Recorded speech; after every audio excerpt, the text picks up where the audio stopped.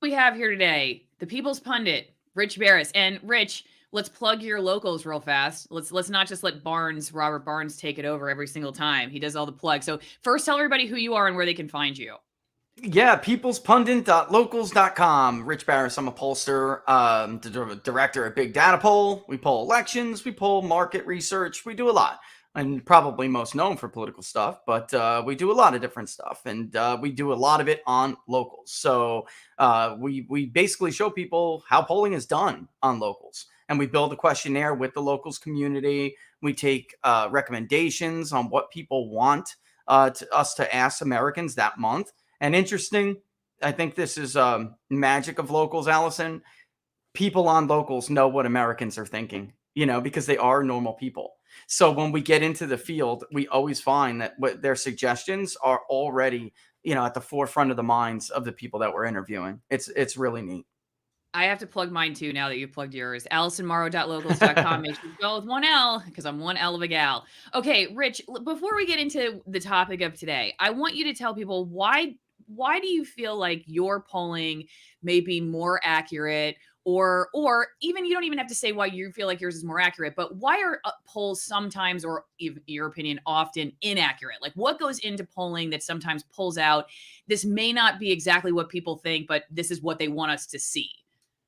Yeah, so I think I could probably talk about this all day, but generally, the broad bird's eye view, Allison, is that polling and election forecasting, all of that, is really about predicting human behavior, which is difficult in any field. But you have to understand the people you're trying to predict. And most of the people in my field don't agree with, don't understand, even look down on with contempt the people that they're trying to study and observe. Kind of And like journalists, not too different than mainstream no, journalists. exactly right. Yeah. Yeah, that's exactly right. And also, I think what has broken the media, the actual business model of corporate media, I believe, is broken, and it doesn't incentivize the truth. That has now bled into my industry, and that's a real shame. And then we have methodological problems too, Allison. That's totally separate. That was the heart of the issue years ago, but now we're moving into ethical issues as well, and it's getting to be a quagmire. Okay, I'd love to talk about that too, but let me go back to your first point of the snobbery around polling. So how does looking down on the people you're trying to understand affect the outcome of a poll? Right. So different people respond to different modes of collection. Modes meaning how we reach people and interview them at different rates. It is gone is the day when everybody had a landline, right? So if you don't understand how other people's lives and experiences are on a day-to-day basis, then you really wouldn't understand how on earth you could be missing somebody. And you think maybe you're reaching enough people because you have a sheer amount of number, it's a large enough sample, but you're not looking at maybe geography, for instance. And you might call the only, and Robert and I have Robert Barnes and I have this saying. We tell each other, because of the New York Times polling, how bad that was this year.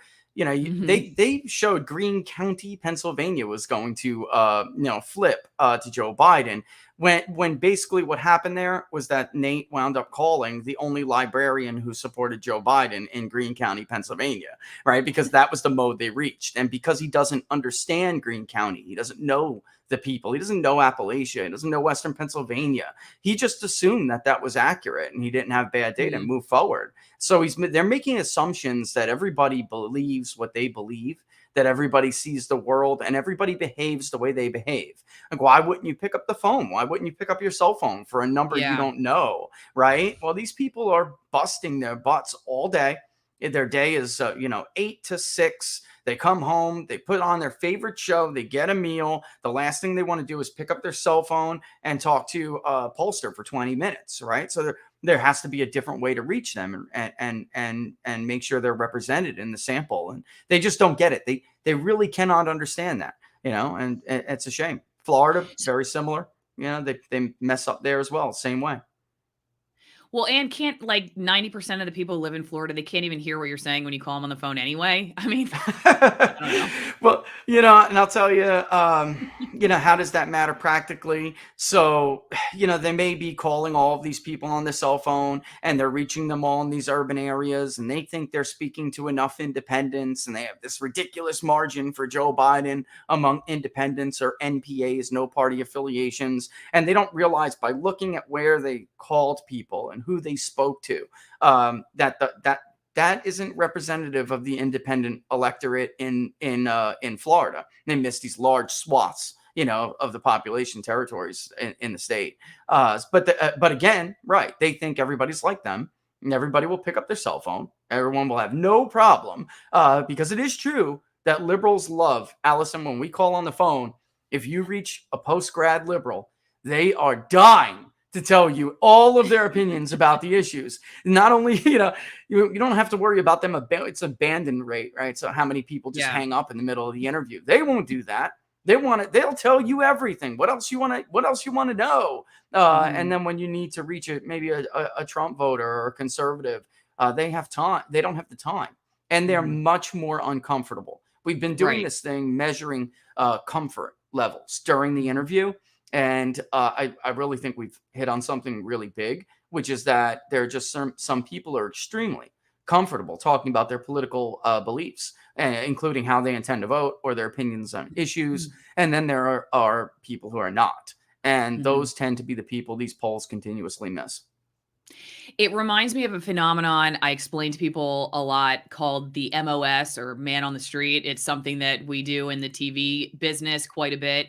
Hey, it's a big topic. Like one I analyzed the other day was this TV station in Atlanta owned by the same company I used to work for wanted to know, is the FDA approval process going to change the mind of the skeptic? And so I can almost put myself in their morning meeting. They're like, well, how should we cover this topic? Well, let's go to that one county where, nobody's getting vaccinated, and let's ask them, and let's go to that grocery store. They go to the Piggly Wiggly or whatever else, and they stand outside and 10 people come out, maybe like 4 give them an intelligent response that they would have to actually fact check and do the research on. They're like, we don't have time for that. One person comes out and they're like, I don't think it's the mark of the beast, but I'm still not going to get it. They're like, put her on, so they're like, we got the mark of the beast. We got, I'm anti. So that's how they poll. That's how mainstream media does their polling too. And you're right. We used to know, and this is kind of a sad reflection of the industry, as if they need any more of those. But we knew what stories and what areas and what, demographics would be willing to talk on camera. And we also knew who wouldn't. And there were certain stories that when they broke in the news and were like, oh God, we got to go there. No one's going to talk to us on camera. Whereas you knew you went to another place. Right. Lots of people were going to talk to you on camera. And so it's not really a fair sampling, but it's kind of funny. It reminds me of some of the stuff that you were just bringing up. Yeah, I think that's a really good analogy, or not even an analogy. I mean, there's overlap there. I mean, and again, it really comes down to human behavior. And if we don't recognize there are differences, and take them into consideration when we put out this body of work, then we're not putting out a good product. It's not going to accurately reflect the population, how everybody feels. But this is, I'm getting to be more and more of a cynic as time goes on, Allison. I used to think that we could have a discussion, a professional discussion, and, ultimately some people are going to have better track records than others, and it will force a conversation. But because that's not happening, because it's really become just smear this person no matter what, right? Smear them or tarnish his work, or try to discredit them. I think I'm more of a cynic now than I ever was. I'm not sure they care about the truth at all. So shall we play this quick video clip and have you respond to it? This is David Pakman's show, though this is not David Pakman that you're looking at right now. Yeah. I would describe David as kind of a mainstream Democrat. Gives you sort of the center left way of looking at the world, but not not, I would say, not very critically of the the mainstream left. So I think I've seen this way of thinking a lot in traditional legacy media, and then talking about vaccine mandates this way. So just to give people a perspective like that, and then you can respond to what you think is accurate or inaccurate here. All right, sounds good. Percentage of non-vaccinated Americans. Oh, I'm going to back it According to up. a new Here we go. poll, a majority of Americans, including a large percentage of non-vaccinated Americans, actually are okay with vaccine mandates. This is remarkable. Here it is. According to a late July Morning Consult poll, 56% of adults said employers should probably or definitely require COVID-19 vaccinations for their employees and customers. Only 32% said they probably or definitely should not. That confidence extends to schools too. Last month, Gallup found that 60% of Americans supported mandatory vaccines for high school students and 56% supported them for middle school students. Although among K through 12 parents, those numbers were notably lower, 47% and 43% respectively. And 28% of unvaccinated people actually support mandatory vaccines. So all this fear mongering that we see coming from the right, mostly. There is still some coming from some folks who claim. I'm sorry. I just have to break in for a second because that is so ridiculous that that's where all of the fear mongering is coming from. But it's also funny that he's sitting here like for all of this that it's just so let's let him build it up and then we'll get to what he has to say. Left. But it's all, for lack of a better term, nonsense. It's BS. We don't want mask mandates. Actually, look at the polls. People do. They're okay with it. They don't see it as a violation of their freedom. They see it as protecting other people. Hell, when you have 28% of people who aren't even vaccinated yet saying, yes, this thing should be mandatory, that tells you a lot here. And okay, go for it, Rich. What do you think?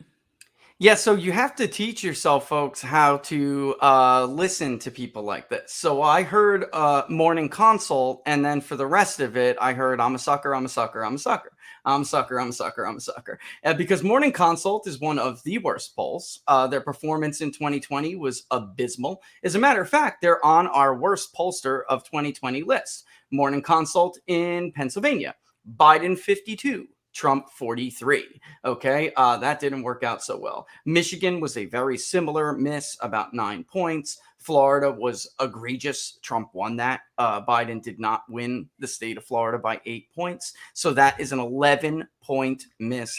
And what is causing these one-way misses? All right. So especially when we look at whether or not a pollster has a good track record, what is that track record? And then how might that impact other issues that they ask people about? So they missed in one direction, and they do all the time miss in one direction, which tells me that that oversampling term is not really correct.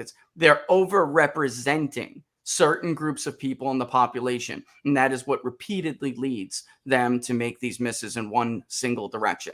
Real, I would say, I don't, real is not the word, but credible misses, Allison, should be in both directions. Yeah, that's how statistics works. If you don't have a problem with your methodology, then you will have sampling errors that swing both ways. But when you have sampling errors that swing in one direction, it's indicative of a methodological problem. And that is something Morning Consult has. And they have not dealt with it, which is something that consumers need to, again, that's part of their due diligence. So what does that mean if they missed and it was all in Biden's direction? They're going to be more professional class, more metro people, definitely a population that is much more likely to say they support a mandate. Okay, let's go to this graph here, which I always have issues with making things bigger, but somebody told me how to do it, and I'm just totally technologically moronic, so I apologize. But just pretend you can see all of these numbers while I Google how to make it bigger. Rich, tell us about your polls, okay? What you guys have looked into and what you found.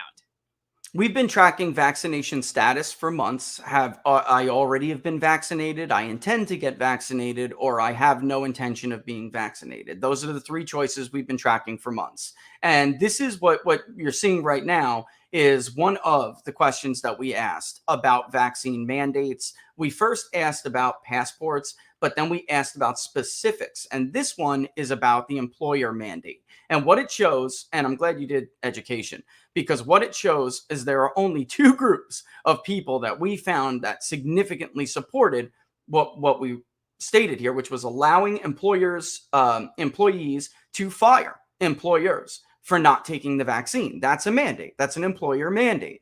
And there are only two groups of people we found that were significantly likely to agree with that. And that are people who have postgrads or higher, so advanced degrees, and then people who have incomes that are $200,000 or more. Everybody else opposed this. And the strongly oppose, the reason why we use Likert scales, Allison, is because it shows us where is the intensity on these issues. And if you go through them all, you'll see the strongly oppose is the largest category across the board. So all of those are people who are A, unlikely to change their mind, and B, have the loudest voices. They have the strongest feelings on it. So if they say they strongly oppose and it's 38%, how many strongly support it? You know, and that disparity is huge. It's across the board.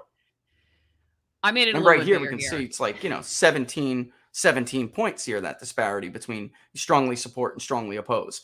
And, again, it really comes down to who's right, who's wrong. Well, how did Rich do in Pennsylvania and Michigan? How did Morning Consult do in Pennsylvania and Michigan? Right? So it matters. It really does.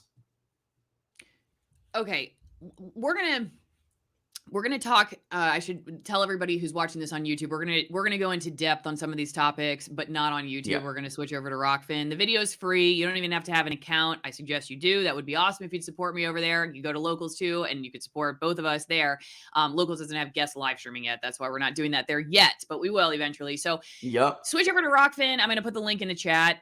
It'll also be in the description if you're watching this later. But Rich, what do you think would be one safe topic we could get into while we're still live on YouTube that would be of interest to people that maybe, I don't know, maybe it confirms or it doesn't confirm what other polls are saying. I mean, this one specifically, again, this is, do you support or oppose each of the following measures? This is allowing employers to fire employees for not taking the vaccine. Is there anything on that vein, or maybe related to, should you be able to go to the gym or anything like, I don't know, stuff like that we could talk about here before we switch over? Yeah, if you go, that was right after we asked that, right after the question of passport, which I think is safe to talk about. I mean, the AP just did a poll on passports yesterday, and we found, actually, this is why we did it this way.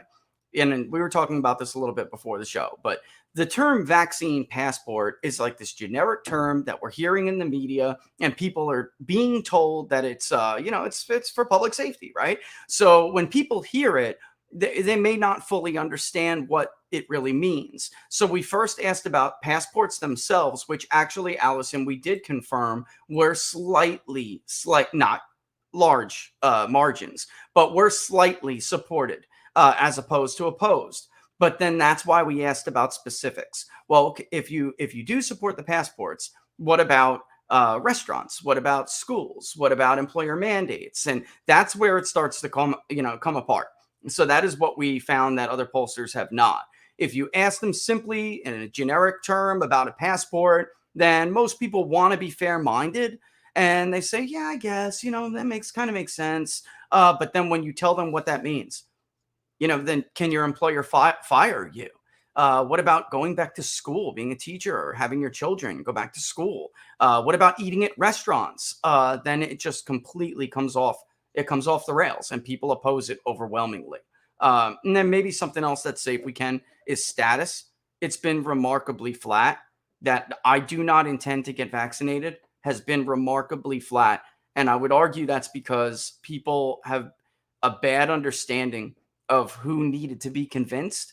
And, we just threw certain, the usual suspects were being blamed for hesitancy. And we found that was not the case, that it was really a coalition of, what you would think would be skeptical people, but also very highly educated people. There was this group of them that just for 6 months almost now will not budge. So if you're the government and you're going to really crop these ads, cut these ads and push them out for public service announcements. And you're going to air them after, in between commercials of the deadliest catch, right? Or NASCAR. You're going to miss a whole lot of people because the problem was not confined to the Southern evangelical conservative. Indians in minority categories, Indians were very skeptical, which was a surprising result to me. Groups of minorities that are urban minorities were very skeptical. And that was not part of the outreach. And that's why they failed. And I would argue they did fail. Have you seen, I'm going to pull this up in a second. Have you seen this Unheard article where they say that the highest group of skepticism related to the COVID vaccines are PhDs? I didn't see that. But again, this is why I want to point this out, because there is what you would typically think what the Biden administration and others have blamed, the kind of, Trump voters, Southern conservative, that is obviously part of this coalition. But we have found this stubborn number, that are highly educated, that simply, and I'm trying to pick my words here, because there is another question we asked that definitely can give some insight into why those PhDs continuously say this. But I'm going to save that for ROKFIN because I don't want to play that game here. But we can give people more insight into that. We did find, generally it's low teens for us, but anywhere between like 8 and 12% every month we find in that post-grad category, but they're stubborn and they will not fall, is my point. So It didn't matter if it was March or April to now, July and August. They will not budge. So, and we know why, because we're interviewing them. I don't want to say it here on YouTube.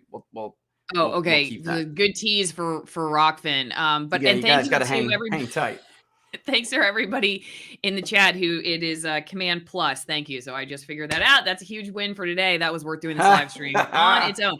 So yeah, this is it. And this is a University of Pittsburgh, Carnegie Mellon University study. I don't know if this is a poll. I don't know. So I don't know, what if you would call it an actual poll, not a study. And so then you might be able to pick it apart. But this is the high school or less is at 20.8% vaccine hesitancy in the US, and then PhD on the other side. So it's almost like the least educated and the most educated. It's almost like in the middle, you know only enough to make yourself dangerous here.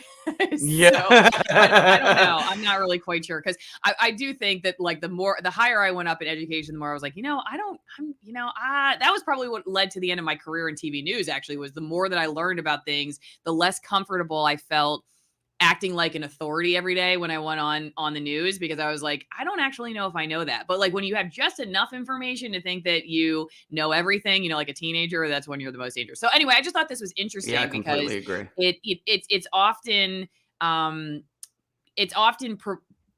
posed to people as if it's just a political or like racial conservative, like a white male conservative Trump voter that is feeling this way. But I don't know, I guess you could agree or disagree with the tactics or the analytics of the way that they went about this. And it's pretty easy to find if people want to Google the research themselves. But yeah, I just thought that was an interesting study.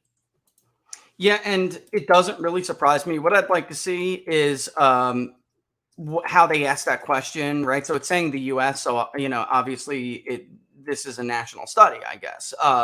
But I would like to see how they ask that question, which is really what it comes down to. And we prod, but in the beginning, when we ask that, just the question about status, we don't prod them right away, because we don't want it. If we did first, then we would influence what they would tell us later on. So we ask them general questions first and then get more specific as time goes on. And again, it is a bit of a tease for ROKFIN, but there is something that absolutely tells me all of the groups give us insight into why they are hesitant.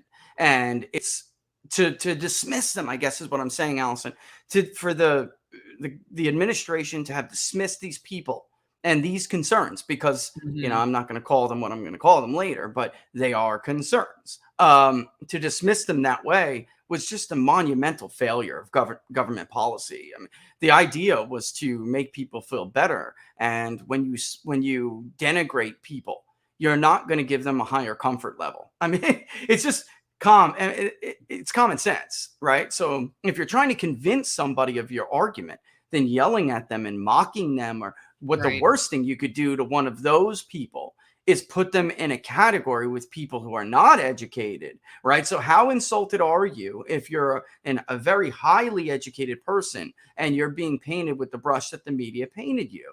So anytime you want to convince somebody that your argument is the right argument, insult is not the way to do it. Mhm. Never Yeah. is. Yeah, or just totally dissociating from them altogether, which is the new that's the journalism of the 21st century, is not knowing what the other side thinks. That is the new journalism. That's It right. used to be that journalism was finding out what the other side thinks, and now it's deciding from the beginning what's disinformation, not even talking to them, and then you have done your part as a journalist by not reporting something instead of talking to them. It's an upside down world. Sometimes if in an upside down world, you might need a nice cup of coffee. So you should definitely check out twinenginecoffee.com/Allison, twinenginecoffee.com/Allison. This is the cigar number 1, which is a dark roast paired perfectly for cigars. I don't smoke cigars. Maybe you do. You don't need them. You can just smoke your coffee. No, you probably should just drink your coffee. My daughter did knock the bag out over my office earlier and ate 2 of the coffee beans, and she seems to be doing pretty well today as a 15-month-old who's eating coffee beans. So check it out. Also, don't forget AllisonWinePromo.com, AllisonWinePromo.com. 50% off my favorite Argentinian Malbecs and 50% off shipping. They just changed out the bottles. So if you bought the last 3 pairings, there's brand new bottles in it, one from the oldest vineyard in Argentina. And then I do want to give a shout out to go back to the chat if I can find it, because I had Nate's in the chat, and he says, Rich is the man, Allison is cool too. Nate the lawyer, if you haven't checked out his channel, definitely go do that. And I got to give Nate a huge shout out because he's helping me with the thumbnails on my videos now. And I think they're doing a lot better. They're much less boring anyway. So we're doing our own help. people's poll. You need some help? Okay. Well, Nate, My you got a new thumbnails client. stink. They're the same thumbnails every day. That's kind of how mine were too. So no, I really appreciate it. You know, I will say this one thing about the community that we're building in the YouTube world, as much as we're also the dissenters on YouTube sometimes, is it keeps me sane anyway. I don't know about you, but it's been a real pleasure to just like meet you and all the other Nate and Eric and Viva Barnes, all those people, and just have a group of people who are just trying to do the hustle on YouTube and try to get good information out there, dealing with the the community guidelines and all the other stuff we have to deal with. So thanks, Nate. Yeah, without a doubt. Okay, everybody, go over to ROKFIN. The link's in the description. Thanks for watching, and make sure I don't remove I did this last time. I removed the ROKFIN link too, so I need to just go into YouTube and see you guys later on ROKFIN. Bye. Okay, wait, am I doing this right? I want to make sure. Hang on. You are live. Remove. Oh God. Everyone's watching this, but I'm sorry. I just need to make sure. Hey, it is what it is. And by the way, while you're watching free on YouTube, I don't care. Keep talking, Rich. By the way, while Allison is doing that, I have to say, I don't know which one it was. I think it was the he said it was bold. He said the flavor was bold. It was a bold red. Robert got that wine and he liked it. He liked it a lot. Oh, yeah. He told me. He's like, "Oh man, this is good." Because he knows I like my wife too, Laura. Loves a good red, loves a good full-bodied red, and he was like, "You got to try this." So just as a quick pitch for you, thank you. That's what I hear on the side, and it would normally be pretty expensive wine, but you get 50% off the wine, so I think it's a good deal. And like I said, if you already got the last 3, they've got brand new wines out there. Oh, and I forgot to say too, for my coffee, you should also, if you like dark roast, you should also check out the Honey Bear. And what else? The Cuban. Those are all very good, but they have a bunch of medium roast. They also have a tumbler that works really well. And they have, I don't know if you've ever heard of this. It's like Carteris or something is the name of it. It's a tea made from the coffee fruit. Have you heard of this? What? I've never tried it before, but they sent me some to try, so I'm going to do that, and I'll I'll tell everybody what it's like. So anyway, but I think it has a little bit less caffeine if you're into that kind of thing. Okay, I have officially figured out how to get rid of this on YouTube. Nice. So